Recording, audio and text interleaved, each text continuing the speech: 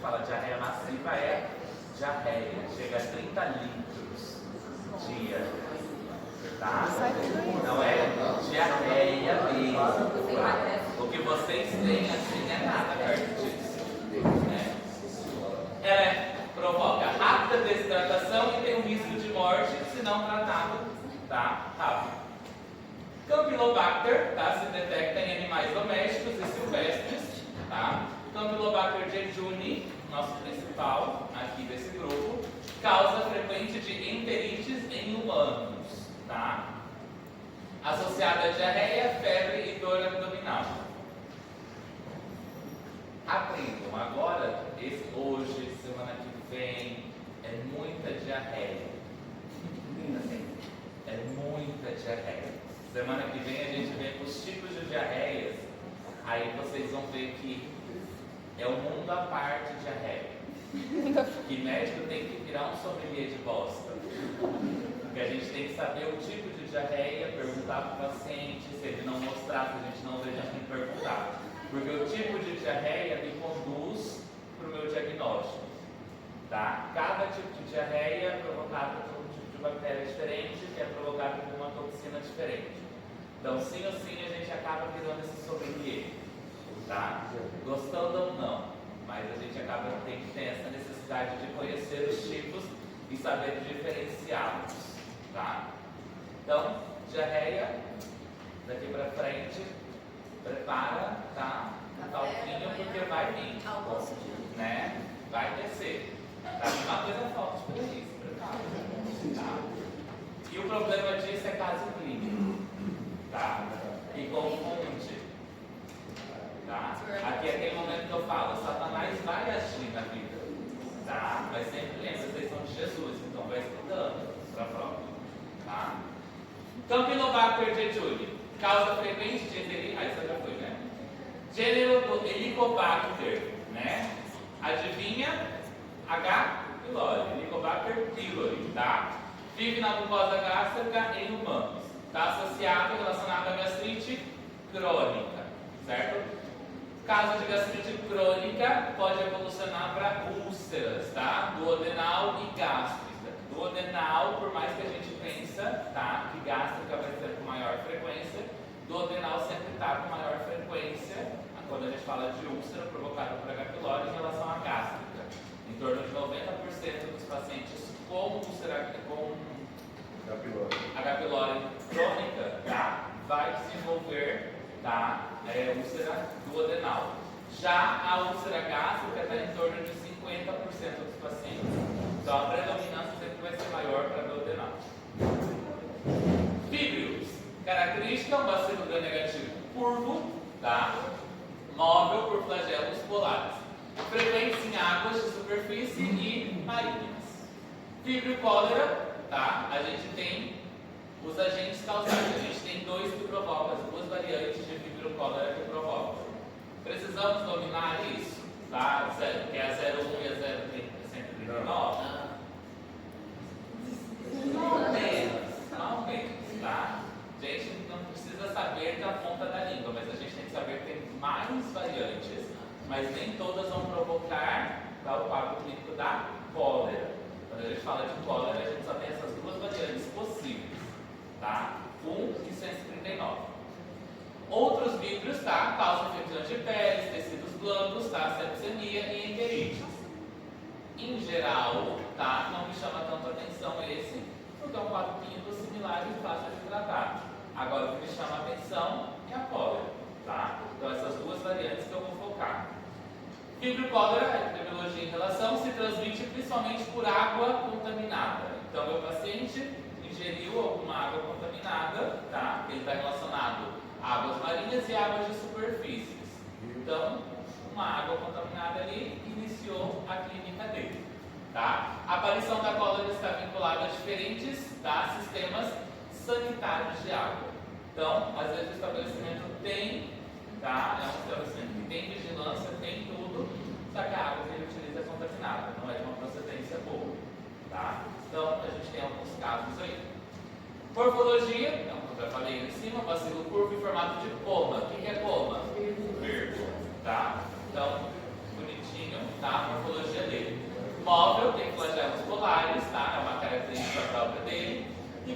prolongados pode estar lactobacilos retos.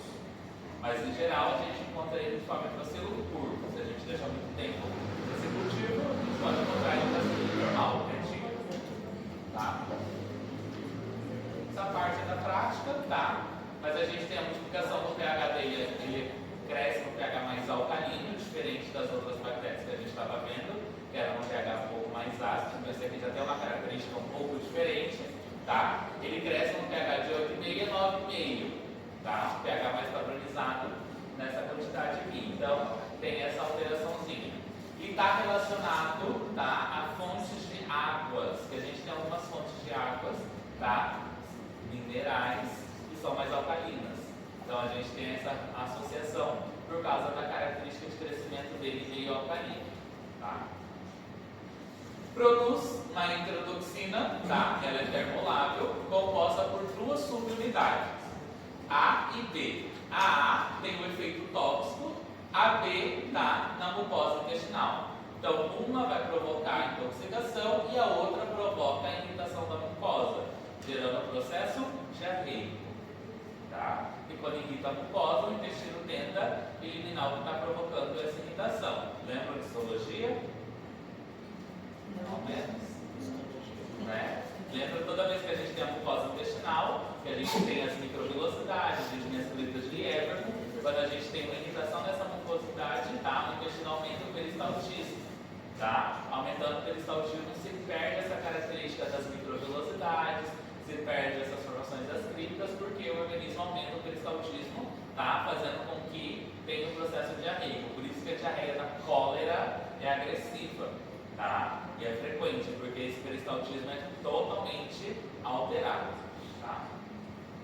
Subunidade A ativa adenilato de ciclasa e aumenta o CAMP intracelular.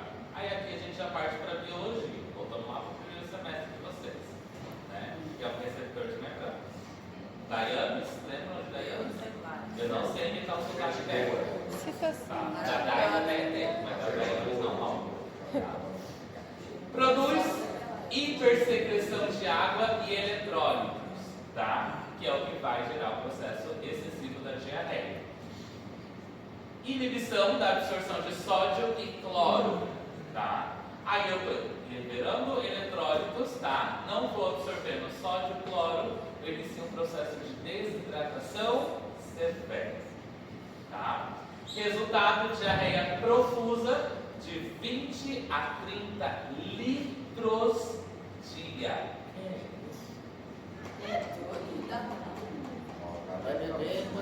Vocês já compraram aquele garrafão de 20 litros? Calcule encher um daquele de diarreia. É muita bosta, né? Esse é o processo, por isso que gera uma desidratação muito severa, tá? A desidratação provocada aqui é severa porque a frequência e a intensidade da diarreia é severo, tá? Provoca choque no paciente, tá? Acidose e possível morte. Se a gente não reverter, tá? O paciente vai a óbito, tá? Por isso que quando eu tenho o diagnóstico de cólera, tem que ser assim, tá?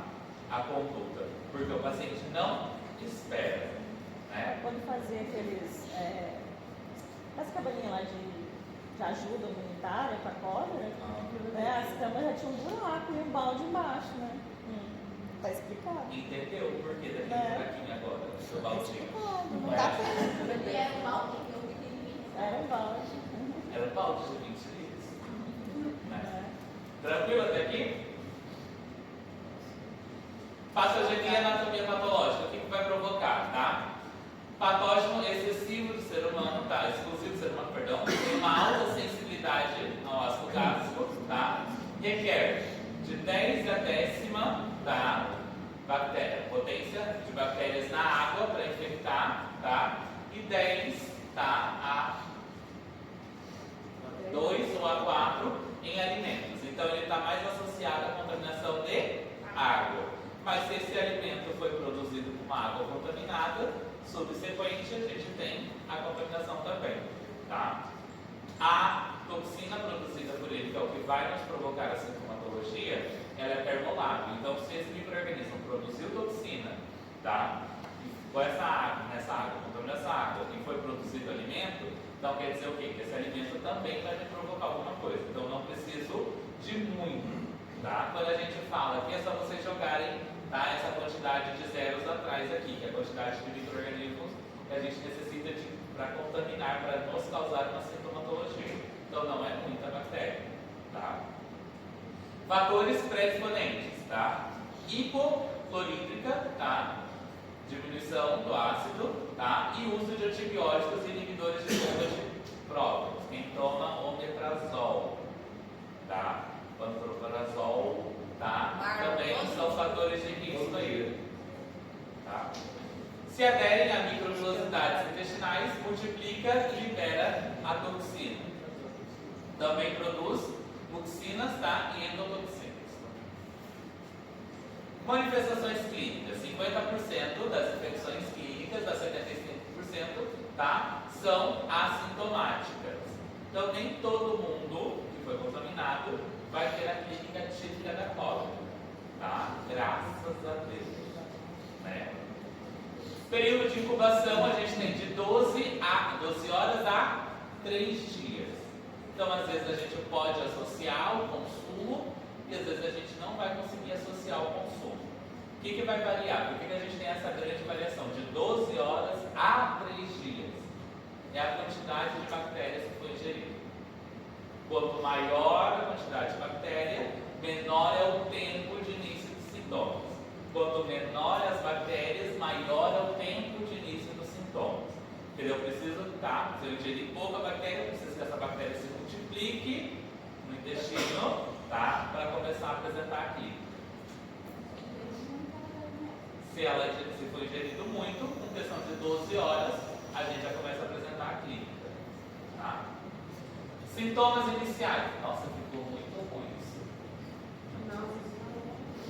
Náuseas e vômitos, tá? Diarreia aquosa abundante e cólicos abdominais, tá? Então, uma clínica típica. O paciente vai começar a passar mal. O processo de intoxicação. Todo mundo já teve intoxicação alimentar, né? Por consumo. Primeiro você começa a sentir um mal-estar geral, depois você começa a ter náusea, pode apresentar vômitos em alguns casos. Tem casos de intoxicação que a gente não apresenta vômito, fica só com a náusea e o mal-estar. Isso desenvolve dor abdominal e, por consequência, vem a diarreia, tá? Fezes características, tá? Água de arroz, né? Lembra que a gente já viu diarreia com água de arroz? Qual que é quando eu falo água de arroz, o que vem na cabeça de vocês? Água branca. Uma água branca, tá? Então é aquela característica dessa água branca. Então isso vai ser a diarreia, tá? Então água de arroz. Com muco, células epiteliais e presença de vítrios, certo? Complicações: desidratação severa é a primeira que vai apresentar, tá? Colapso circulatório, choque, tá? Anúria, tá? Ausência de urina. E mortalidade sem tratamento de 25 a 50% dos casos. Se não iniciar o tratamento, tá? Tem 50% de chance de morrer ou não. Tá? Vai dar sorte, né?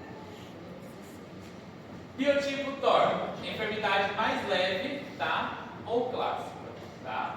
Diagnóstico evidente, tá? Aqui tá mais fácil.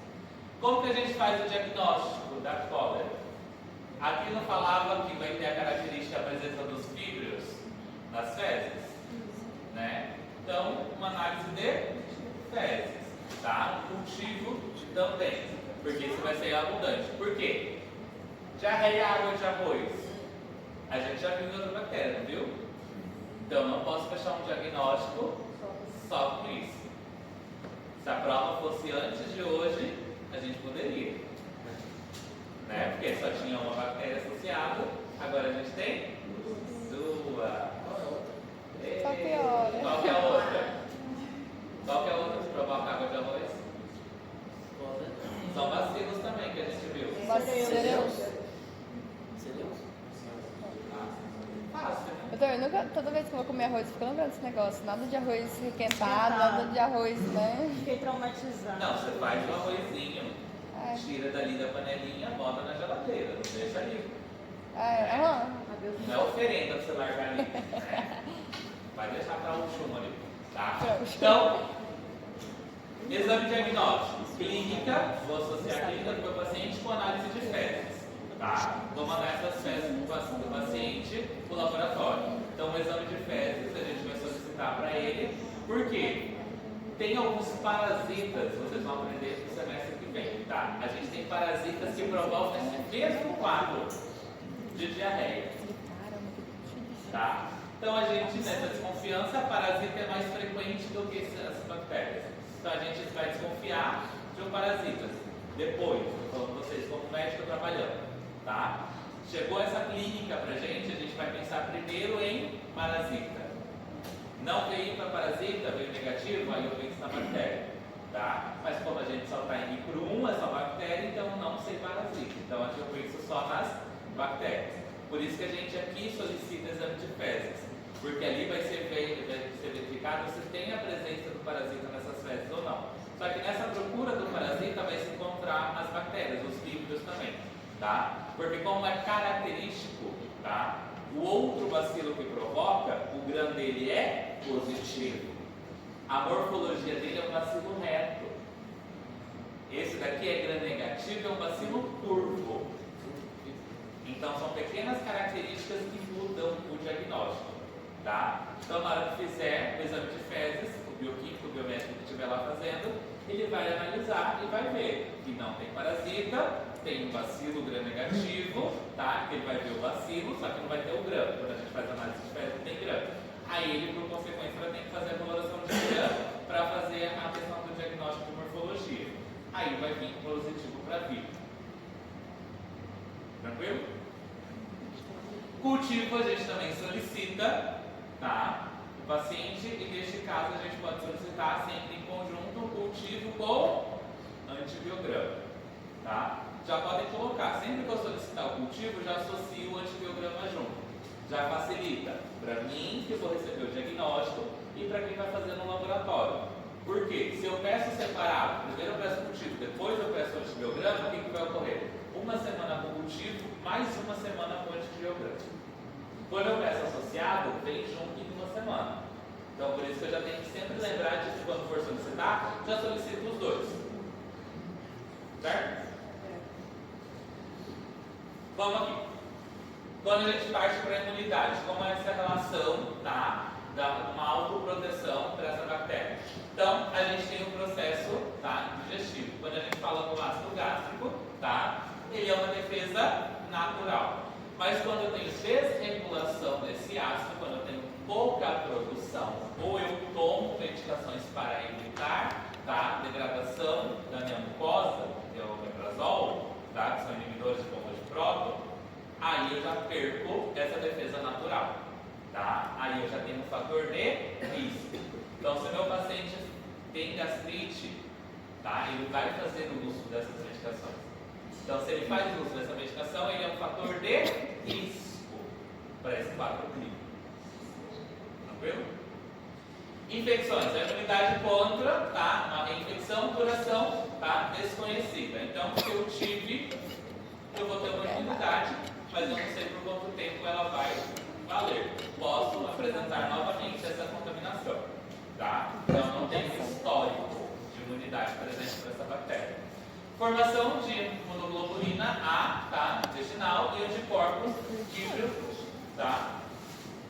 Se associa a uma proteína. Mas como eu não tenho, tá, uma duração específica, então essa padrão de imunidade, tá, ela é variável. Pode ser aplicável como pode ser não aplicável.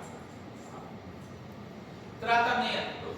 Aqui a gente deixa divertir, tá? Principal, tá? Reposição rápida de líquidos e eletrólitos. Por quê? Primeiro sintoma que vai provocar desidratação severa. Lembra que ele não está absorvendo eletrólitos, tá? Uma das toxinas provoca não absorção de eletrólitos e também provoca a liberação de sódio e cloro. Então a gente tem que fazer essa correção imediata. Porque ele está perdendo muito volume. De 20 a 30 litros é muito volume que está perdendo. Então, a desidratação é severa. Então, eu tenho que entrar imediatamente, tá, com correção. Entro com soro e vou corrigindo eletrólito junto com esses soros. Tá? Então, eu não vou entrar com uma bolsa. Se o meu paciente está perdendo de 20 a 30 litros, eu não vou correr só um soro. Tá? Em geral, um paciente desse, a gente pega múltiplas vias. Tá? A gente vai correr ali desse paciente no mínimo 2 bolsas em conjunto. Tá? Então, de uma vez, pega 2 acessos e vai passando. O paciente está entregue. Tá? O paciente não está reflexivo. Vocês quando estão com diarreia, quando está um pouquinho forte, vocês já não ficam se entregando? Calcule de 20 a 30 litros. Né? Com uma desidratação severa, o paciente se entrega. Então você consegue pegar. E o acesso é difícil, porque o processo da desidratação, tá, dificulta o acesso. Então também vai dificultar para a gente conseguir pegar o acesso para esse paciente, para fazer um acesso calibroso, para correr bastante sobre. Tá?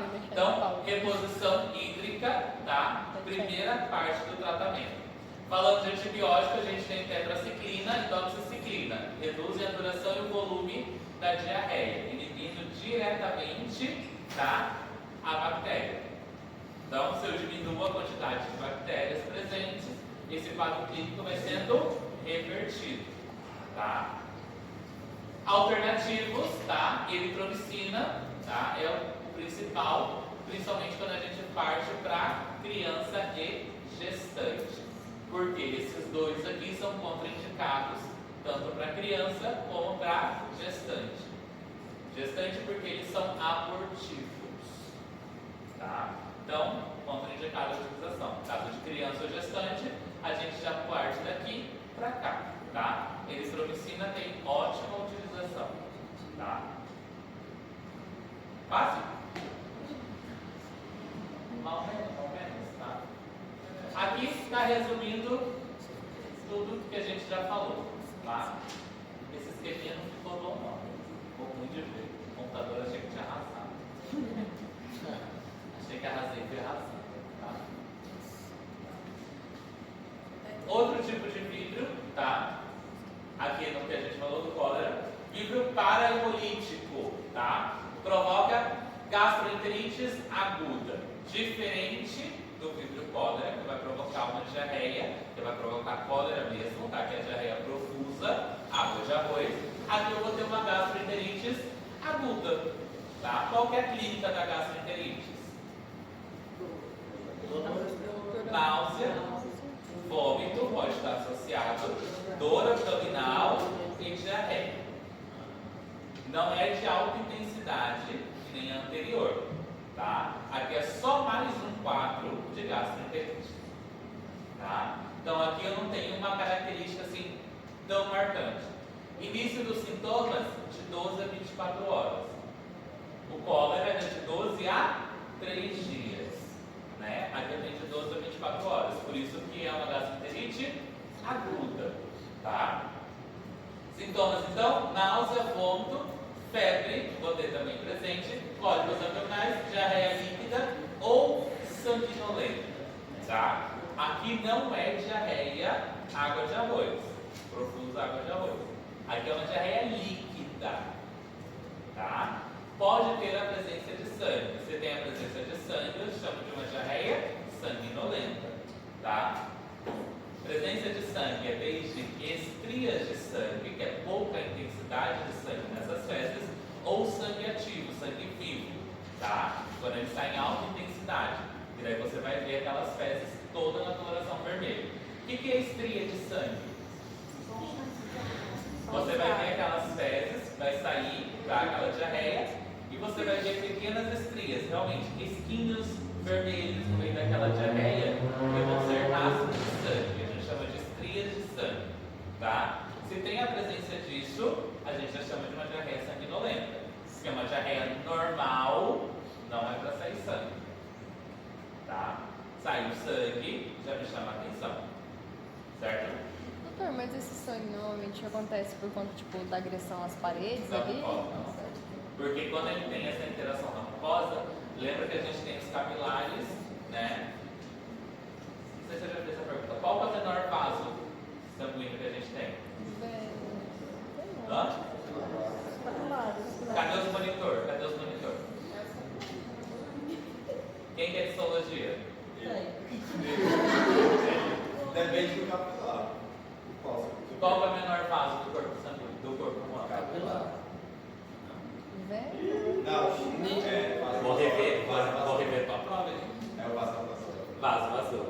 Vaso vassoura é o menor vaso do corpo sanguíneo, do corpo, tá? É o vaso que nutre os outros vasos. Por ele nutrir os outros vasos, ele é de menor calibre. A arteríola, tá? Arteríola capilar são os vasos, tá? De menor tamanho e possuem maior calibre. Quando eu falo de tamanho diminuído, mas com calibre grosso, arteríola e capilares, tá?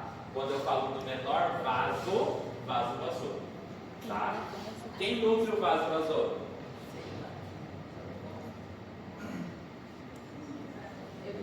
Ele serve para nutrir outros vasos.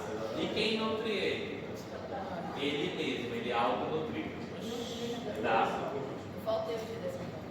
É uma característica, isso daí geralmente é uma pegadinha que o povo bota, tá? Porque ele é autonutrido. O epitélio dele, tá? Passa nutrientes, mas ele já absorve nesse processo. E ele serve para nutrir os outros vasos, porque se tivesse outro para nutrir ele, ele não seria um tipo menor, né? Então sempre vai ser, tá? Autonutrido. Tranquilo? Mal menos? Diagnóstico aqui, tá? Vai ser cultivo, simples, de identificar, e a clínica.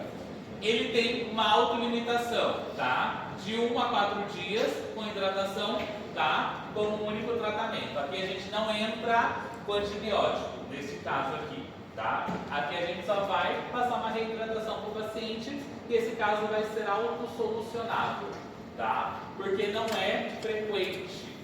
E é agudo, vai apresentar essa clínica de diarreia aguda e passou, tá? A reidratação só entra como tratamento aqui porque qualquer episódio de vômito, diarreia ou febre, tá? O paciente é classificado como desidratado, tá? Eu sou obrigado como médico a passar uma reidratação, não importa que seja oral ou venosa, tá? Uma reidratação. Por isso que o único tratamento neste caso aqui, reidratação. Passa? Partiu. Vibrio funi. Esse aí.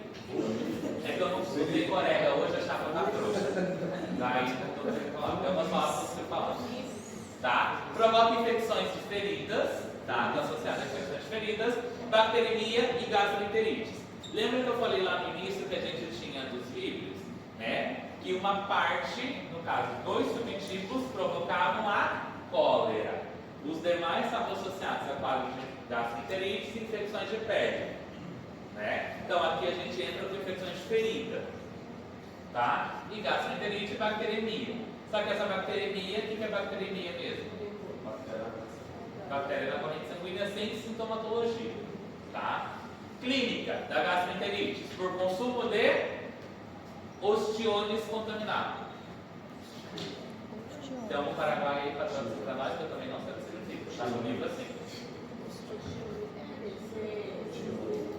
Joga no Google aí, quem tem Google. Ostiones eu não sei, estava no livro assim, não tive a curiosidade na hora de pesquisar. Tá? Está no livro assim.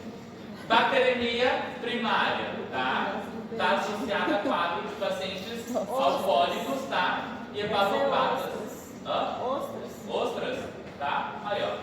Quem consome ostra aí? Quem de litoral? É que eu sou da roça lá do Mato Grosso, não tem isso lá, né? Então, sou imune. Tá? Então, isso é minha roça. Não olha minha roça. No interior. Uma coisa eu tenho certeza que eu não vou morrer disso, não. É um risco que não pega. Tornado também não. Tá? Bacteremia primária está associada então a pacientes chaves. No caso de pacientes alcoólicos, tá? Alcoólatras, que a gente fala, pacientes de vulnerabilidade social, tá? E pacientes também hepatopatas, tá? Depois de digerir ostras, tá? Malditas ostras. Infecções de feridas, certo? Por contato com água contaminada, tá? Pode progressar rapidamente a uma celulite, piostenia necrotizante e lesões ampulhosas. mas ele está associado sempre a quê? Estou falando de ostra. Lembra que eu falei lá no início que eram águas marinhas e águas superficiais? Então eu tenho um público-chave que mora em litoral. Se o paciente não mora em litoral, eu já não vou pensar nessa bactéria. Então, onde, no caso clínico, se falar onde o paciente mora, eu já tenho que me atentar, porque isso também é uma característica. Tá? Provocou uma celulite, mas o meu paciente não mora no litoral, eu não vou pensar nisso daqui, eu vou pensar no áudio. Tá? Agora, o paciente mora no litoral, se eu falar que ele teve consumo, tá? Ou mora perto de uma região que tem ostra, passeou, né? Satanás agindo no caso clínico, aí você tem que parar para pensar que não vai ser só uma bactéria, pode ser outra. Então, eu não vou pensar só em algas, pode ser isso daqui também, tá?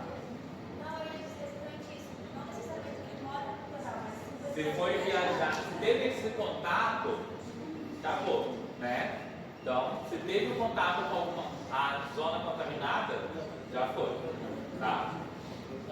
Tratamento, tá? Antimicrobiano de eleição, tetraciclina, tá? E ciprofloxacino também, em todos estes casos. Por que está calor? Não, eu vou ter que você fez, tá muito quente. É que falta tecido adiposo para vocês. Ó, traz brusinha.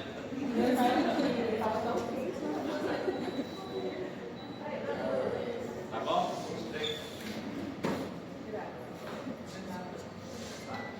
Características: gram negativo, que nem os demais, tá?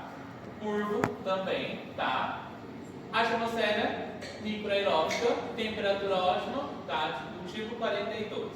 Então eu estou falando de uma alta temperatura. Está caracterizado em ambientes frios? Não. Moro no litoral do Rio Grande do Sul, lá no Chuí. Né? É frio lá. Vocês já foram para lá? Não. Eu conheci o mar lá. 10 graus. Frio pra caramba. Né? Chuí. Lá, descendo. Né? E a volta não fui ainda não, mas fui com isso. Uma das contas eu fui. Tá? Então, lá não tem essa presença. Por quê? A temperatura é extremamente frio. Ele já gosta de ambientes mais quentes. Então, está associado a uma temperatura de litoral mais quente. Então, isso também é outra característica. Tá? Patogenia, tá? Transmissão por via oral ou contato direto. O que eu estou falando? Que eu preciso ingerir a água contaminada ou que essa água tenha contato, tá? Com a lesão, no caso, uma lesão de pele. Ou consumir ostras contaminadas, tá? Então, via oral, principal, depois contato direto em caso de lesões, tá? Fatores de virulência dessa bactéria. Ela possui, tá, LPS, tá, com atividade de endotoxina. O que é LPS? Membrana externa, né, de lipopolissacárido, tá? Por quê? Lembram que as grãos negativas tinham essa membrana externa? Né? Então, essa bactéria especificamente, a membrana externa dela, tá, tem atividade de endotoxina. Então, só o contato dela, tá, na corrente, já vai estar provocando sintomas. Enterotoxinas e citotoxinas, tá, no rol não completamente definido em humanos. Fácil? Eu falei que era tranquilo hoje. Está quase 16. Tá. Clínica, tá? Então, vai ser aguda, sintomatologia também, vai apresentar dor abdominal cólico, diarreia abundante, às vezes com sangue, tá? Febre, cefaleia e mal-estar. Duração de 5 a 8 dias, a clínica, tá? Autolimitada na maioria. Tá? Então, não preciso entrar com nada, a não ser o quê? Reidratação, tá? Sempre que eu falo que é autolimitada, mas meu paciente apresentou febre, diarreia, vômito,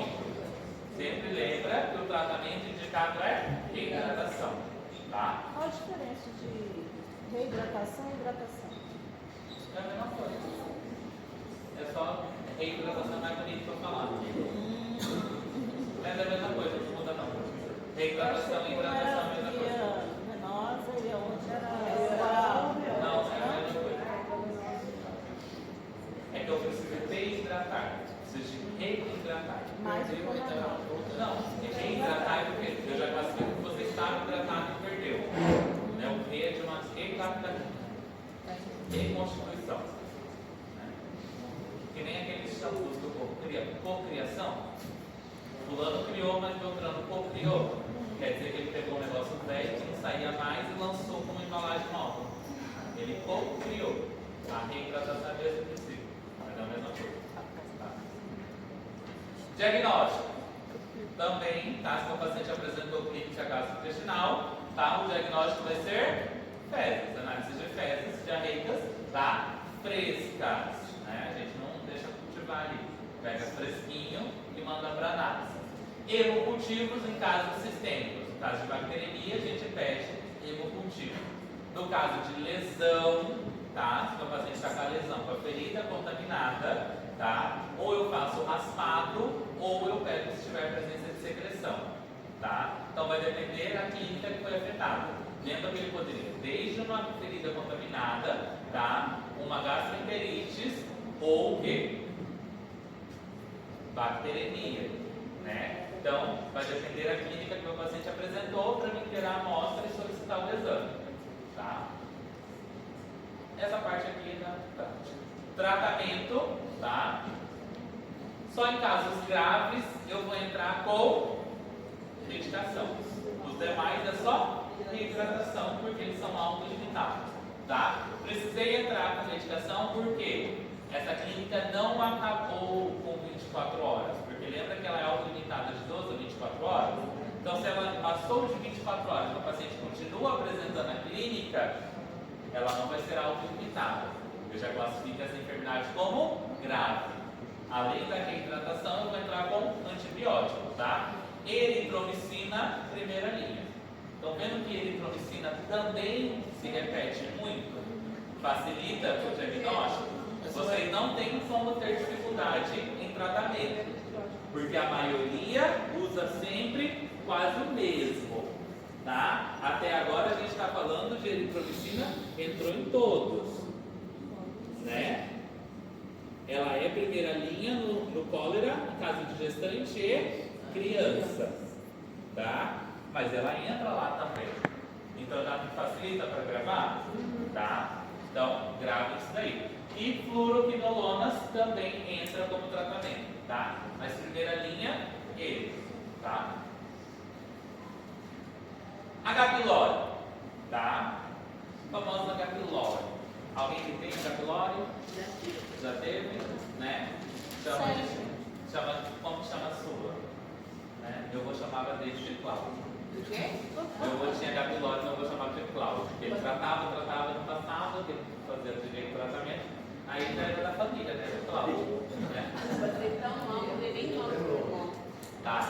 H. pylori. Então, clínica geral. Ele é um bacilo gram-negativo, tá? De forma curva e espiral. Aqui ele já não é somente curvo, tá? Ele inicia o processo de espiral aqui também. Está associado a quadros de gastrite, tá? Então, o paciente pode apresentar gastrite crônica, pode apresentar úlceras pépticas, tá? Úlceras gástricas e duodenais, certo? Pode ter como complicação câncer gástrico, tá? E linfoma de Malte, tá? Linfoma de Malte, ouviu esse nome? É H. pylori, tá? Linfoma de Malte está associado a H. pylori, somente. Então isso já facilita, tá? Diferente da água de arroz, né? Que foi mais de um. Linfoma de Malte aqui é uma clínica típica, tá? Então linfoma de Malte aqui já me fecha o diagnóstico. Meu Senhor, o que eu fiz nesse slide? 40 mais. Né? Meninas, meus 30 mais aqui já não está enxergando também. Vamos fazer para enxergar isso aqui em nome de Jesus. Meu óculos já está fraco.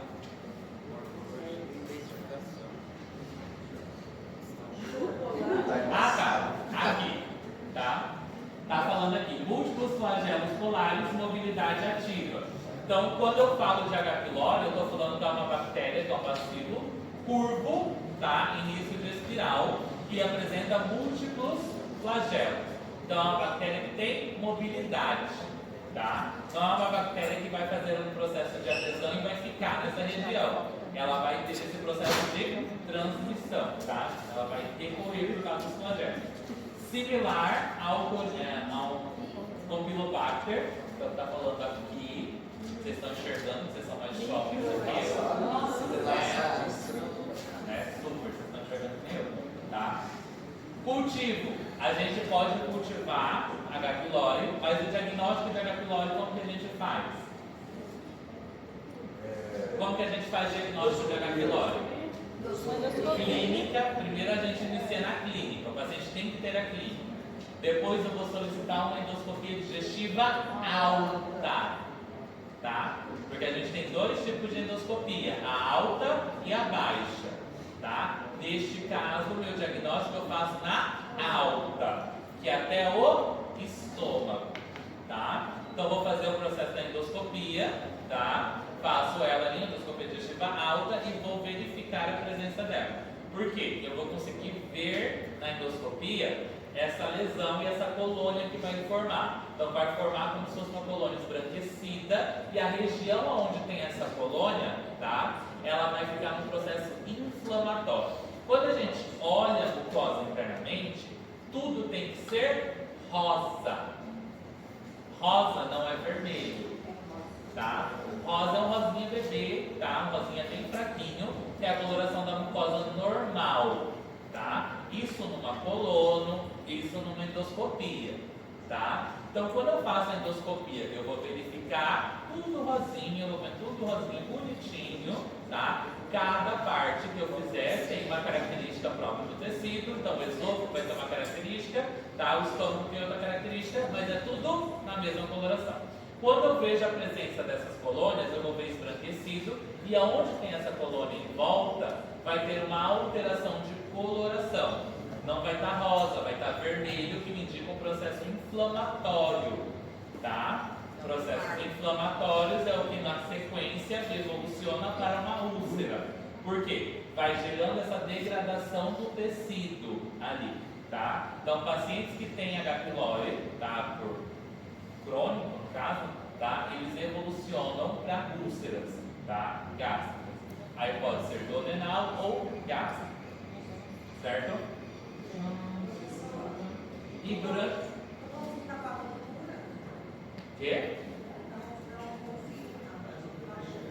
Com a cultura, a gente solicita também a cultura, mas o diagnóstico com endoscopia, a gente já tem o resultado. A gente não precisa esperar, porque durante a endoscopia, é o que está falando aqui, tá? Nesse último quadrinho. Durante a endoscopia, a gente já pega uma amostra, e essa amostra já faz as provas bioquímicas, tá?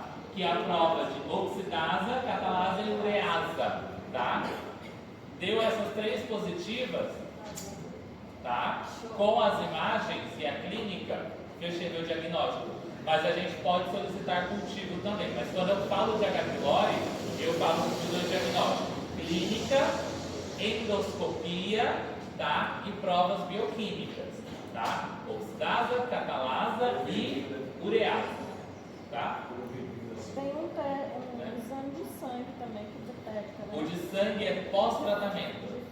De De fezes, porque a gente faz pós-tratamento. Esse não é indicado fazer para o diagnóstico, tá? Do antígeno, tá? Tem esse exame. Quem já teve H. pylori vai conhecer isso, tá? Quando você faz o tratamento, depois de você fazer o tratamento, uma semana depois que você terminou, tá? Você tem que ir no laboratório. Você coleta as fezes, manda para o laboratório que eles vão fazer o antígeno da H. pylori, tá? Serve para quê isso? Para confirmar que o tratamento foi eficaz, porque ele tem que vir negativo. Se ele vier positivo, tá? Muda o tratamento e faz novamente, tá? Mas ele não serve como padrão de diagnóstico. A gente utiliza esse antígeno em pacientes muito específicos, tá? Pacientes que não podem, tá? Ou vai ser muito problemático realizar endoscopia. Aí eu estou falando de pacientes, tá? principalmente Alzheimer, demência, tá? São pacientes que eles não entendem o que passa, tá? Então você tem que fazer de uma maneira, tá, que não seja tão agressivo aquilo para a vida dele. Porque é diferente quando você vai falar ou pacientes que têm problemas, tá, no esôfago, tá? Boca, esôfago, pacientes que já têm alguma patologia que é contraindicada. Aí você não pode fazer, você tem que partir para outros métodos. Aí você vai utilizar a clínica com este resultado para a gente conseguir chegar no diagnóstico, tá? Mas normalmente a gente usa esse exame do antígeno das fezes, tá, para confirmar o tratamento, se foi eficaz ou não. Tranquilo? Ah, isso já ficou grande, ó.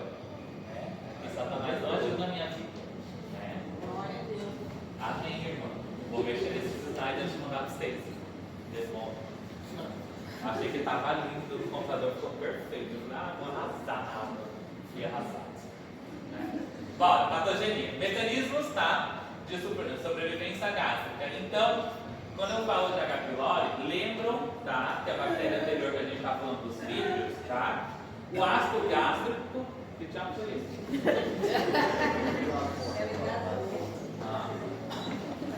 Eu tenho nada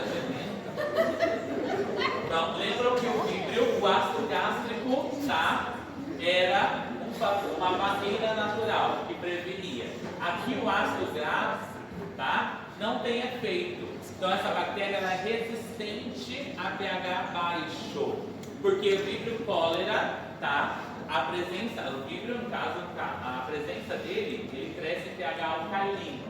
Então quando a gente parte para ácido gástrico, o pH é ácido, é baixo, tá? Então já destruía ele porque ele vive em pH alcalino. Aqui já não. Aqui ele já vive muito bem em pH ácido e ele não vive bem em pH alcalino. Só que a gente não... Tá bem, Mariana? Pega uma água lá fora, mulher. Vai ficar toda aqui. Quando a gente consegue elevar o pH do estômago? Elevar o pH do estômago, deixar mais alcalino? Não, porque ele é contraindicado. Se eu fizer isso, essa mucosa vai ser degradada. Essa mucosa é preparada para suportar o pH ácido. Tá? Então eu não consigo alterar o pH do meu estômago. Se eu conseguisse alterar o pH do meu estômago, eu conseguia reverter com facilidade a H. pylori. Mas como eu não consigo fazer isso, tá? Então ela vai crescer com facilidade. Localização, tá? Ela se encontra na capa mucosa gástrica, onde eu tenho um pH aproximado de 7,4, tá? Cerca do epitélio. Vou ter a prova da urease positiva, tá? Então faz parte do meu diagnóstico, uma das provas bioquímicas que eu solicito durante a endoscopia. Vai ter mobilidade, minha bactéria apresenta flagelos, tá? E ele tem toxinas e ALPS, tá? Que vai provocar dano no epitélio e gerar um processo de inflamação, tá? Então esse processo de dano a longo prazo gera as úlceras, tá? Consequência, inflamação crônica, gastrites, úlceras e metaplasia, tá? Certo? Mas isso entra como complicação, tá? Quando eu tenho crônico, esse paciente crônico, o fator de risco é câncer e linfoma de Malte, tá? Manifestações clínicas, infecções agudas, meu paciente vai apresentar náusea, dor epigástrica, vômito, febre, tá? E vai perdurar de 1 a 2 semanas, certo? Infecções crônicas, 90%, né, provoca úlcera duodenal, 50 a 80% úlceras gástricas, tá? Fator de risco, tá? Vou ter câncer gástrico e linfoma de Malte. Se meu paciente já tem um desses diagnósticos, tá? Aí sim ou sim piora o quadro, certo? Diagnóstico, né? Biópsia gástrica, então a gente vai realizar, mas nada mais é clínica, endoscopia, tá? E provas bioquímicas, catalase, urease e oxidase, tá? Isso tudo tem que ser positivo. Endoscopia eu vou ver padrão de imagem, tá? Vou ver a característica da imagem da lesão provocada. Tranquilo? Tratamento, tá? Então a terapia, tá?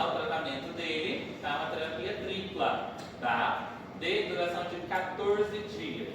Quem já fez tratamento para H. pylori sabe que é ruim, porque é muito remédio e é uns comprimidos gigantescos, né? Eles são associados, então um comprimido sobe em tudo ali e é uma tora do comprimido, né? E é aquilo ali que você tem que tomar. Quando a bactéria fica Delícia, né? Gostinho de morte, fica na boca, né? Fica com aquele retrogosto. Quem já tomou ferro sempre vai lembrar. Doutora, minha mãe, ela tem resistência a H. pylori, antibiótico, aí o doutor vai usar 2 Então, aí deixa mais divertido ainda, né, o tratamento. Aí a pessoa quer morrer, né? Porque você toma, fica com alto refluxo. Como a gente está falando, tá, de uma bactéria que está presente no estômago, que é onde a gente tem a maior, tá, destruição e a questão do processo da absorção dos medicamentos, a gente tem que também suplementar. Então ali, quando você faz uso, o paciente faz uso, sempre vai ter, tá, o processo da regurgitação. O paciente sempre vai ter apresentar, pós-toma da medicação em questão de 30 minutos, tá, um retrogosto. E ele fica até a toma do próximo comprimido. Aí você tem meia hora de intervalo bem, aí volta de novo, aquele retrogosto. É uma reclamação que o paciente sim ou sim vai fazer, e na hora que a gente for indicar o tratamento, é uma coisa que a gente já tem que avisar o paciente. Porque o paciente vai pensar que o medicamento está errado. Você já tem que avisar o paciente, olha, você vai apresentar essa característica, tá? Então, sim ou sim, você vai ficar, tá, arrotando, tá, com um gosto ruim, mas isso é do remédio. Quem já tomou ácido fólico, ferro aí, né, sabe que é um retrogosto que fica, né? Então, esse retrogosto é parecido, fica o dia todo com aquele retrogosto, tá? Quais são os antibióticos utilizados? Tá? A gente usa inibidor de bomba de próton, tá?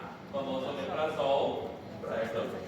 Antibióticos, claritromicina, mais amoxicilina ou metronidazol e tetraciclina, tá? Então a gente tem aqui uma bombinha bem gostosa, tá? Então aqui eu fugi um pouco dos tratamentos que estava tendo, mas não é nada exorbitante, tá? E a clínica é bem típica quando a gente fala de H. pylori, tá? Então me facilita. Bismuto, tá? A gente também passa para o paciente. Alternativo, tá? Uma terapia quádrupla que a gente vai passar, tá? Inibidor de bomba de próton, bismuto, metronidazol e tetraciclina durante 10 dias. Aí neste caso são esses 4 medicamentos aqui associados. A eficácia do tratamento é de 70% a 95% dos casos. Só que você não pode consumir, tá, nenhuma bebida alcoólica. Tá? Então aqui neste caso você realmente não pode, porque você consumiu, e você também deve evitar qualquer tipo de alimentação, tá, que possa ter alteração na mucosa. Se você gerar uma lesão na mucosa, você está gerando uma porta de entrada onde essa bactéria pode sobreviver pós-tratamento. Tá? Então tem que alterar o padrão de alimentação, tá, e tem que fazer o tratamento adequado. E quando já apresenta resistência, a gente parte para 4. Né? Partiu resistência para esse daqui, né, a gente faz o quê?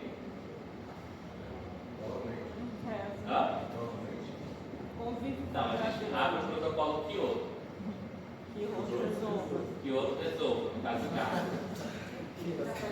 A gente faz encaminhoterapia, né? Melhor indicação. A gente passa o paciente para o gastro, né? Porque se a gente não conseguir resolver com essas bombas aqui, né? A gente abre o protocolo Kyoto, né? Kyoto resolva, né? Que ele vai estar mais especializado do que eu, né? Mais indicado. Tranquilo? Bom, então, prevalência, tá, dessa patologia, país em desenvolvimento, tá, sempre vai estar associado 20% dos casos pacientes com até 30 anos de idade, tá? Maioria dos casos vai estar associados com pacientes, tá, em adultos maiores, a partir de 60 anos de idade. Países em desenvolvimento, 80% dos casos em adultos. Quando eu falo em adultos, é a partir de 20 anos de idade até 60, tá? Aí eu estou falando nessa faixa etária bem pequena, de 20 a 60, só 40 anos ali de intervalo, tá? Por quê? Associado ao nível de estresse, tá? Estresse, tá? Pacientes muito estressados, com uma rotina muito agitada, tem um padrão de alimentação alterado, tá? E geralmente apresentam gastrite, que é um fator de risco associado, tá? Transmissão oral ou fecal-oral, tá? Então, a boca está envolvida aqui, certo? Controle, higiene alimentar e personal, tratamento de infectados sintomáticos. Fácil? Para. De boa. Bora para mais duas? Não. Intervalo? Bora, tá na metade, 25, sabe? Qual que é o paciente sábado? Um aulão, doutor. Não tá grifado de vermelho. Um aulão. Não tá grifado de vermelho. Esqueci desse. É que ele vai mandar ainda. Eu esqueci de grifar desse.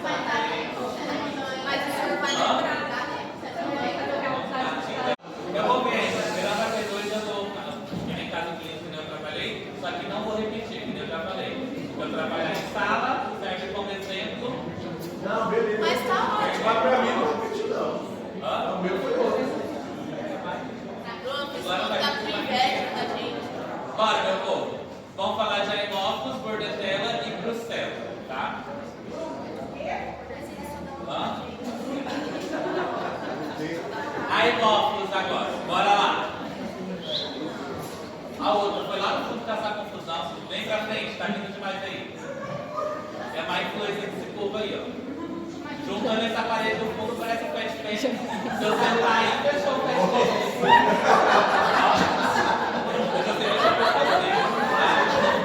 Bora! Aimófilos, bora da povo. Aimófilos. São bacilos gram-negativos, pleomórficos e pequenos. Quando a gente fala pleomórficos, tá? Eu estou falando que ele não tem uma forma definida, tá? Requerimento de nutrição, tá? Meios enriquecidos com sangue, tá? Fator 10, tá? No caso, a cascata de coagulação. Tem estudado a cascata de coagulação? Sim. Tem, né? Qualquer dia desse, ó. Se prepara, tá vendo uma coisa forte. Tá? Habitat, tá presente em mucosas respiratórias, tá? Normalmente como ensaios, tá? Então ele está associado a quadro de infecções respiratórias, tá? Ela preparada. Eu tenho que saber de cabeça, não pode fazer. Tá? Espécies relevantes, a gente tem Haemophilus influenzae, tá? Provoca meningites, pneumonia, epiglottitis. A Haemophilus ducreyi vai provocar o cancro mórbido. Tá? Comensais e oportunistas, a Haemophilus parainfluenzae, tá? São classificados assim.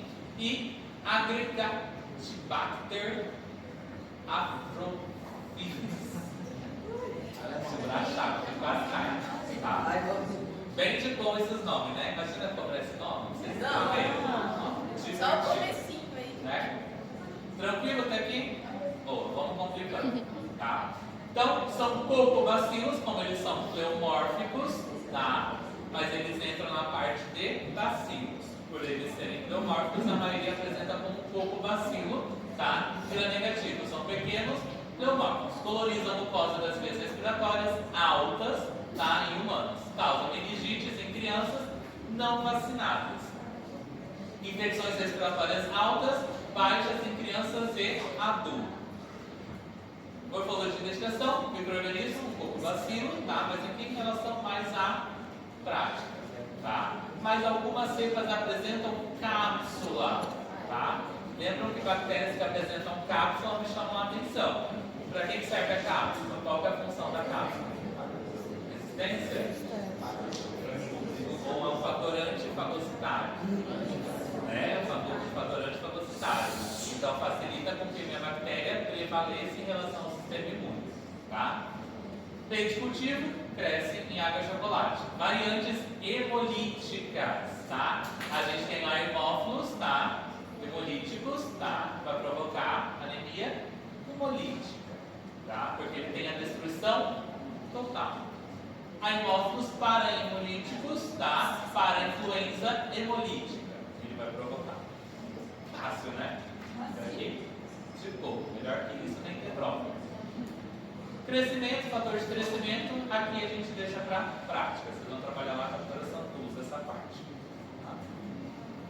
Cepas não tipificáveis, tá? Sem cápsula, 90% das cepas em microbiota respiratória normal não apresenta cápsula. Então 10% vai me chamar a atenção, tá? Causa de infecções não invasivas, tá? Então eles estão associados a quadro de otite, sinusites e pneumonias. Tranquilo? Tem outras bactérias que a gente já viu que também provocavam isso daqui. Tá? Então, se atente. Tá? Antígenos somáticos, tá? Ele vai produzir, né, proteínas de membrana externa, MPS, participam da aderência à mucosa, tá? E evasão do sistema imune. Exemplo, proteína T2, principal purina que ele tem, tá? Então, quando eu falo de proteínas de membrana, qual a função? Tá? Vai aderir à mucosa, tá? Adesão da mucosa e evasão do sistema imune. Então, ele vai se proteger do sistema imune nesse processo da adesão, certo? Lipopolissacarídeos, a membrana externa, que eu estou falando de grãos negativos, tá? Estrutura similar a das neissérias, que a gente também vai ver daqui uns dias, tá? Função, ele vai ter uma endotoxina, que induz o processo de inflamação, tá? E desenvolve a sepse. E modula a resposta imune do hospedeiro. Tranquilo? Boa, né? Mas é assim, confiança, vai dar certo. Se não der, semestre que vem nós pede de novo. Tá? Fatores de virulência relacionados. Da tabelinha para facilitar, tá? Então a gente tem a cápsula, tá? Que a função é evitar o processo fagocitário, tá? É sistema complementar. Pili, aderência ao epitélio respiratório, tá? IgA proteasa, tá? Degrada o IgA secretado, facilitando a colonização. E biofilme, tá? Resistência a antibióticos e infecções, tá? Crônicas, no caso de otite médica. Tá? Está muito associado. Quem tem otite de repetição, tá? Uma das bactérias que a gente tem que investigar é essa daqui. Comparativo das cepas. Então a gente tem dois tipos de cepas, tá? A gente tem o tipo B, tá? O RIB, e a gente tem o MT, tá? Que é não tipificável. Então quando eu falo de cápsula, o tipo B tem, tá? O não tipificável não tem. Infecções, tá? Invasiva, no caso de meningite e sepse, está associada ao tipo B, tá? Não tipificáveis são localizadas respiratórias, otites e sinusite também entra aqui, tá? Vacina, tá? Tipo B, ela é eficaz, certo? Conjugada, e não tipificável, não tem disponível para ela. Prevalência, tipo B, reduzida pós-vacinação, né? Vacinou, você tem vacina, vacinou, vai resolver, tá? A não tipificável, comum em microbiota normal, que a gente não tem vacina para ela, certo? A vacina conjugada contra a gripe, que é esse caso aqui, tá? Gera imunidade duradoura, tá? E diminui em mais de 90% dos casos de meningite por gripe. Então, vacinou, a gente tem um fator de virulência retirado. Diagnóstico: amostra de líquor, LCR, tá? Para caso de meningite. Sangue, quando o paciente não apresentar meningite. Então, aqui, quando eu estou falando de diagnóstico, eu tenho 5 diferentes. Eu tenho invasivas, quando eu estou falando de meningite e sepse. Né? Nesse caso, eu utilizo líquor, tá? Para meningite. Agora, o restante eu vou utilizar a amostra de sangue, tá? Para conseguir identificar. Esputo líquido articular, vai depender da localização, onde está essa infecção, eu vou utilizar como padrão de amostra, tá? Então, realizo o cultivo, método de exame de grão, cultivo, PCR para detecção antígena, tá vendo que não é só mais PCR, né? Para identificação rápida, tá? Do RIB, que é o tipo B, tá? Que é o que tem vacina. Impactos da vacinação conjugado do tipo B, tá? Mais de 99% eficaz. Tratamento, nesse caso, ampicilina. Apresentou resistência a AMP, tá? Que são beta-lactâmicos, a gente parte para os alternativos, tá? Cefalosporinas de terceira geração, a gente tem ceftriaxona, tá? E os carbamazepínicos também. Em geral, hoje em dia, tá? Quando o paciente vem com um quadro, principalmente de otite, tá? E sinusite, mais de uma vez, o paciente vai relatar mais de um episódio, a maioria já parte para cefalosporina, tá? Por quê? Aqui já vai ter uma alta resistência. Então, para tentar solucionar mais rápido, a gente já parte para cá. Fácil? Haemophilus aegyptus, tá? É outro modelo. Anteriormente conhecido como bacilo de Koch-Wenz, tá? Então, hoje em dia, se vocês ouvirem esse nome, eu estou falando de Haemophilus aegyptus, certo? Microorganismo gram-negativo, pertencente ao grupo dos haemófilos. Muito similar ao Haemophilus influenzae tipo 3, características bioquímicas e de cultivos similares a ele, certo? Enfermidades associadas, a gente tá causando a forma de conjuntivites aguda, muito contagiosa em criança, tá? Já tem uma característica aqui, ó. Não está em amarelo, mas está em negrito, esse slide, tá? Se conhece como conjuntivite purulenta epidêmica, tá? Propagação rápida, tá? Em creches, escolas e comunidades fechadas, tá? Sempre quem tem criança e tem pai e mãe, né? Sempre sabe, quando uma criança aparece contaminada, você pode ter certeza que o resto vai sair rodando que nem Beyblade. Por quê? Criança sempre tem contato uma com a outra, em escola, em creche, então sempre vão ter um caso, por isso que tem que ser notificado. A criança apresentou qualquer sintomatologia, tem que avisar a escola, avisar a creche, porque se outra criança apresentar, já é classificado como um surto, principalmente naquela sala onde a criança está, tá? Se transmite por contato direto, vômitos, tá? E secreções oculares. Febre púrpura do Brasil, tá?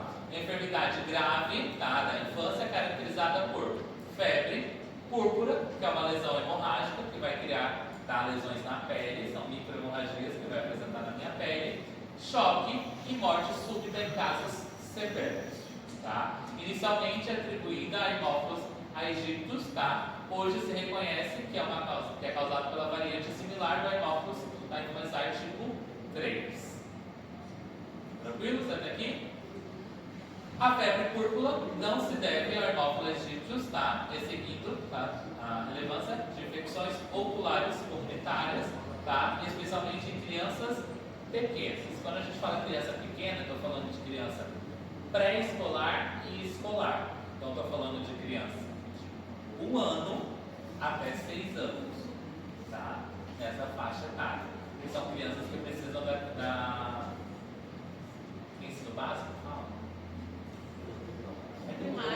O nome do... Seria até a quarta, seria até a quinta série? Primário. Vai esquecer essa parte, mas não é que você deixou. Então, seria nessa faixa etária, tá? São crianças menores.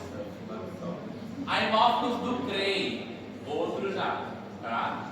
Enfermidade granulando, tá?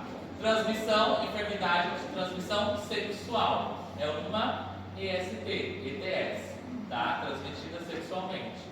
Manifestações clínicas. O paciente vai apresentar uma úlcera genital irregular, dolorosa, com bordes rasgados, tá? Edema, epimangites intenso, linfadenopatia regional, gânglios inflamados dolorosos, tá? Diagnóstico diferencial: sífilis, que provoca o cancro duro. Qual a diferença? Este não dói, este dói, tá? Herpes simples, tá? Vesículas agrupadas, linfogranuloma, tá? Venéreo também, tá? Então entra como diagnóstico diferencial. Indo para o tratamento, tá? Tratamento a gente tem azitromicina, tá? 1 grama, dose única. Simples, rápido e eficaz, tá?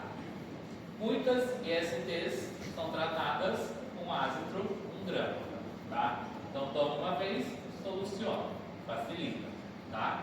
Quando não tomar este, a gente parte para esses aqui. São os alternativos. Tá? Ceftriaxona vai ser intramuscular. Tá? Ciprofloxacino oral. Tá? E eritromicina também oral. Tá? Então a gente tem 3 opções aqui, se caso não tiver ácido 1 grama. Tá?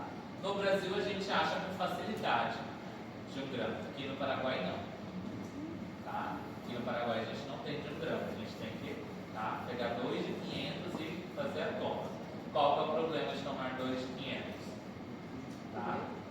A absorção. Vocês vão aprender por farmacologia, no processo da farmacosmética e farmacodinâmica, quando começa a ser absorvido, o comprimido ele é projetado com uma miligramagem. Tá? Só que quando a gente tem absorção, tem essa diminuição da miligramagem. Então, quando a gente faz a toma de 2 comprimidos, eu não vou ter eficiência. Porque vamos colocar aqui que é 1 grama, mas a eficiência que eu estou esperando é de 900. Tá? Só que eu perdi 100 em 1 comprimido. Se eu tomar 2, tá? Aqui eu vou ter perda também. Então eu tenho esse problema de toma. Tá? Mas se a gente só tem de 500 disponível, a gente faz a indicação desse. É mais fácil a gente indicar um comprimido direto de 1 grama. Tá? Mas aqui no Paraguai a gente não acha, não é produzível de 1 grama. Aqui só se produz de 500 as fábricas. Tá? Prognóstico, cura entre 2 semanas. Tá? Fez o tratamento, 2 semaninhas, tá? Segue a vida aí de novo. Outras espécies de aemófilos. A gente tem aemófilos aemolíticos, caracterizado principal, hemólise marcada em vitro.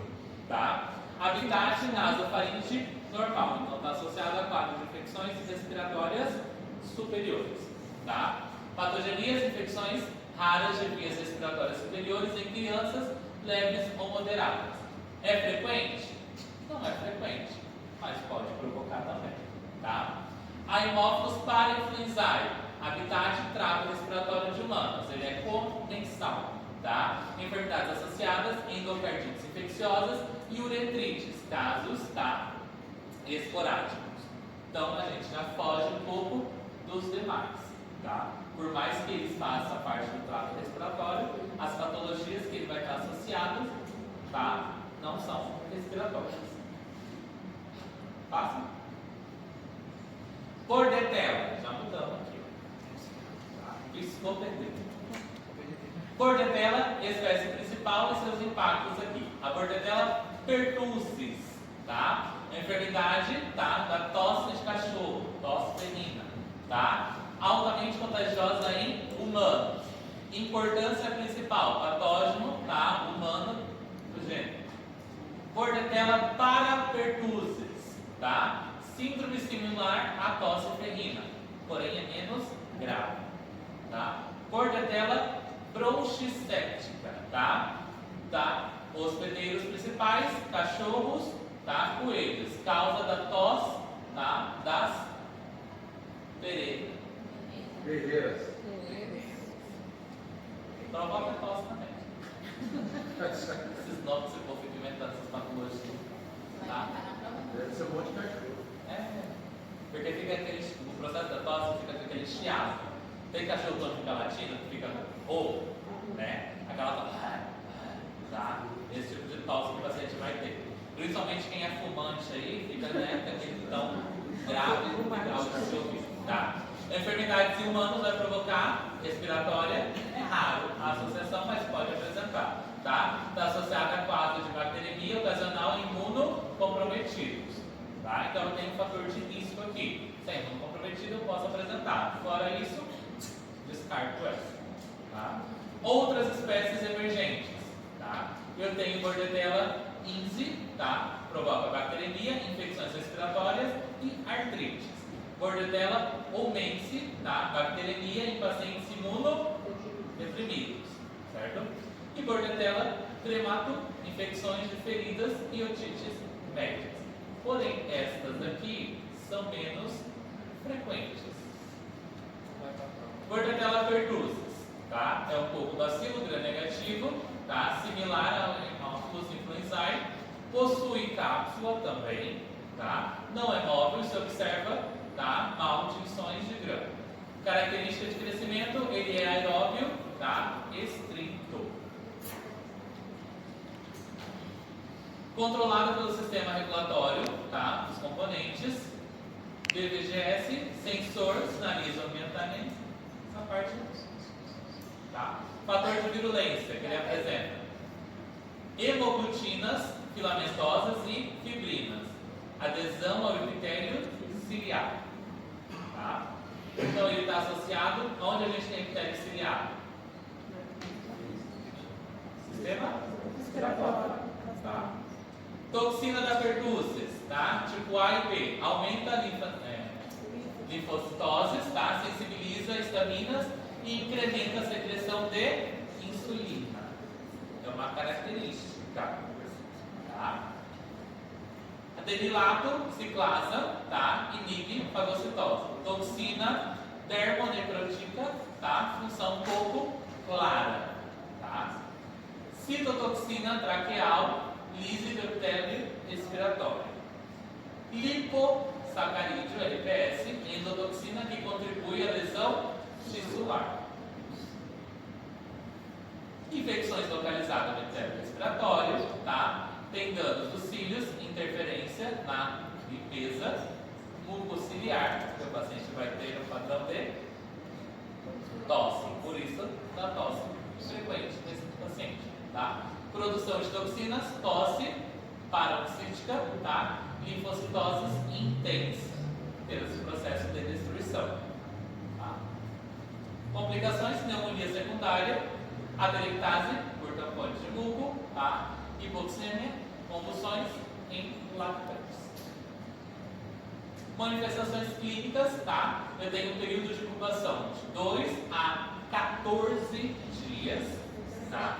7 a 14 dias. Tá? De 7 a 14 dias. Não vou fazer mais esses esqueminhas, não. Não vou. Tá? 7 a 14 dias no período de incubação. Fase clínica, tá? Tem a etapa central, tá? Eu vou ter tosse leve, estornudos, rinorreia, paciente muito contagioso, porque ele vai estar transmitindo por gotículas, tá? Etapa paroxística, tosse paroxística, explosiva com restritor inspiratório, tá? Famoso coqueluche, tá? Vômito, cianoses e convulsões. Convalescência, tosse residual prolongada de 4 a 6 semanas. Tá? Leucocitose vai apresentar uma leucocitose de 16 a 30 mil, tá? Com predomínio linfocitário. Já foge um pouquinho aqui, tá? Porque a gente está falando de uma bactéria, em geral, a bactéria provoca alteração de neutrófilo. Aqui eu já tenho uma característica que está alterando linfócito. Tá? Complicações, encefalites, pneumonias secundárias e convulsões. Diagnóstico laboratorial, tá? Ensopado ou aspirado nasofaríngeo com punta, né? Vou solicitar cultivo, tá? Imunofluorescência direta, ELISA, tá? PCR, método mais sensível e rápido, e sorologia. Rápido, fácil, diagnóstico. Tratamento, eritromicina. De novo. Então, facilita o tratamento. Tá? Prevenção, temos vacinas, tá? A gente tem a DTPA-P, tá? E a TDAP, tá? Que a gente pode utilizar. TDAP, tá? São as variantes. A primeira são 5 doses que a gente dá com 2, 4, 6, 15 e 18 meses, tá? E depois a gente faz o reforço de 4 a 6 anos. Essa daqui a gente já aplica em adolescentes de 11 a 12 anos e adultos não vacinados, tá? Hoje em dia, isso daqui já faz parte do calendário vacinal, tá? Em pediatria já faz parte. Então, sim, são vacinas que são obrigadas a dar. Tá? Aqui no Paraguai e no Brasil. Sim. Tá? Então isso aqui já entrou. Antigamente não fazia parte do calendário vacinal, era opcional. Hoje em dia já não é mais opcional. Então hoje em dia já facilita porque a criança já vai vir com esse processo de imunização. Porque a criança é grupo de risco. Tá? Sim. Tá. Bordetella para pertussis provoca uma enfermidade leve, possível em humanos, com colônias mais grandes, sem toxina funcional. Tá? Bordetella bronquiectética, tá? Patógenos oportunistas em humanos, principalmente imunocomprometidos, é uma zoonose frequente em veterinário. Tá? AMPAs para pertussis e bronquiectética, tá? Tem gene de toxina, porém, tá? Tá? E aqui eu tenho um resuminho.